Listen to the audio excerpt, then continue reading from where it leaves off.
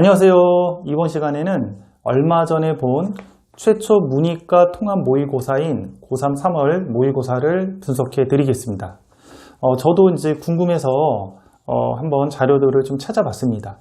서울시 교육청에서 제공한 그 분석 자료하고 통계 자료는 정보를 많이 제공하지 않았어요. 그래서 인터넷에 여러 군데를 찾아봤더니 대략 한 10,000명에서 10,000명 이하의 표본을 조사한 표본 자료들이 많이 있더라고요.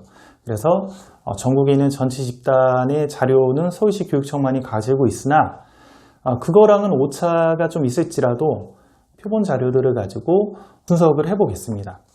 자, 일단 고3 3월 모의고사 분석이라는 여기 나와 있는 이 표를 보시면요.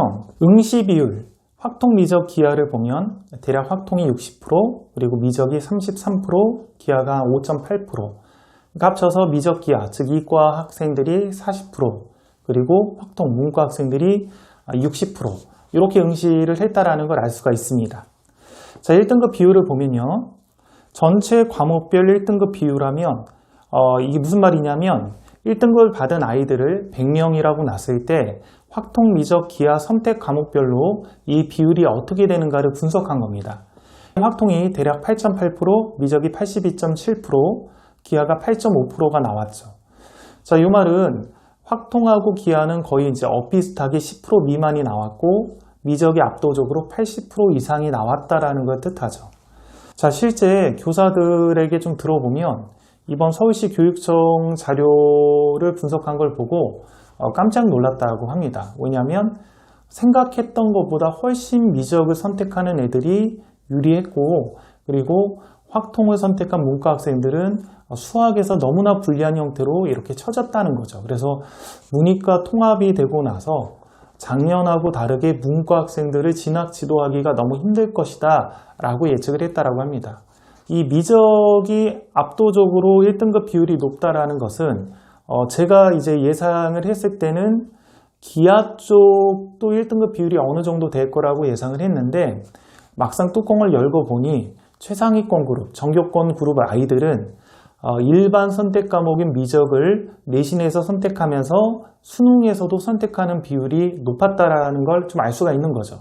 상대적으로 기하는 진로 선택이다 보니까 미적같이 1등급부터 9등급까지 나뉘어지는 상대평가 방식으로 아이들을 평가하지도 않고 절대평가 방식인 5개 등급으로 나눠서 평가를 하다 보니까 내신이 우수한 이과 최상위권 그룹들은 자연스럽게 고3 때 미적을 선택하게 되고, 그리고 실제 수능 선택 과목으로도 미적을 선택했다. 그래서 압도적으로 1등급 비율도 미적보다는 기하가 훨씬 높다라는 걸 알 수가 있습니다. 선택 과목별 1등급 비율을 보면 요거는 뭘 의미하냐? 확통을 선택한 아이들을 100이라고 봤을 때 그 100명 중에 얼마 정도가 1등급을 받았는지를 나타내는 척도입니다. 그래서 확통은 100명 중에 약 0.58명 정도가 1%가 좀 안 되죠.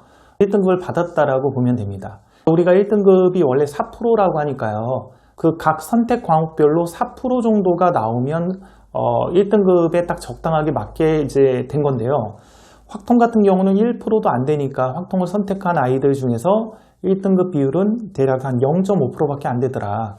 반면에 미적 같은 경우는 9.8%죠. 이 말은 원래 4%까지가 1등급인데 9.8%, 2배 이상 1등급을 더 받았다. 미적을 선택한 애들은.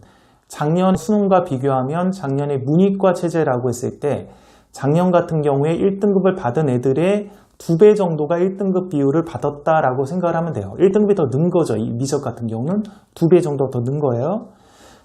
기하 같은 경우도 5.84%니까 4%보다는 좀 더 높죠. 그러니까 기하를 선택한 애들도 어쨌든 1등급 비율이 4%보다는 넘었다라는 걸 좀 알 수가 있습니다. 자, 미적하고 기하가 보통 이과니까 얘네 둘을 합치면 대략 비율이 15% 정도 됩니다. 그러니까 이과 학생들 중에서는 15% 정도가 1등급을 받았다라고 하니까 엄청난 거죠. 보통 1등급 비율이 4%인데 15%면 우리가 4%, 그 다음에 2등급까지가 7% 누적하면 11%까지가 2등급 비율이니까요. 미적 기하 합치면 15% 정도 된다라는 것은 과거에 작년 같은 경우에는 2등급을 받는 아이들 혹은 3등급을 받는 아이들까지 문이과 합산해서 수능을 치르다 보니까 1등급이라는 성적을 받을 수 있다는 걸 뜻하는 거죠. 그 밑에 보면 2등급 비율도 제가 문이과별로 좀 정리를 한번 해봤는데요. 이거는 그냥 그 계산은 다 했지만 간단하게 등급으로 좀 언급을 해드리면요. 문과에서 2등급을 받은 아이들이 보면 과거에 문과에서 1등급 받은 비율하고 유사하더라. 작년 기준으로 말씀을 드리면 작년에는 문과 수능에서 1등급을 받은 아이들이 올해는 2등급을 받게 된다, 이렇게 해석을 하시면 되는 거죠. 이과는 반대로 작년에 3등급 받은 애들, 그러니까 100분위로는 23%까지 아이들이 올해는 2등급이 됐다. 문이과 합산을 해보니까 2등급으로 올랐었다, 이렇게 보시면 될 것 같고요. 3등급도 마찬가지입니다. 그러니까 작년 기준으로 수능에서 문과에서 2등급 받은 아이들이 올해는 다 3등급으로 밀려났다라는 거고요. 반대로 이과는 4등급, 100분위로 40% 안에 드는 애들까지 3등급 안에 들어갔다, 이렇게 보시면 되겠습니다. 4등급 비율도 작년에 3등급 받은 정도의 비율이 올해는 4등급이 됐다. 그러나 반대로 이과 같은 경우는 작년 기준으로 한 5등급 정도 받는 애들까지가 이제 4등급으로 들어갔다, 이렇게 보시면 되겠죠.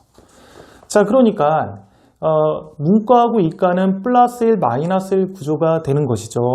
그러니까 문이과 통합해서 5등급 받는 아이들은 어떤 수준이냐?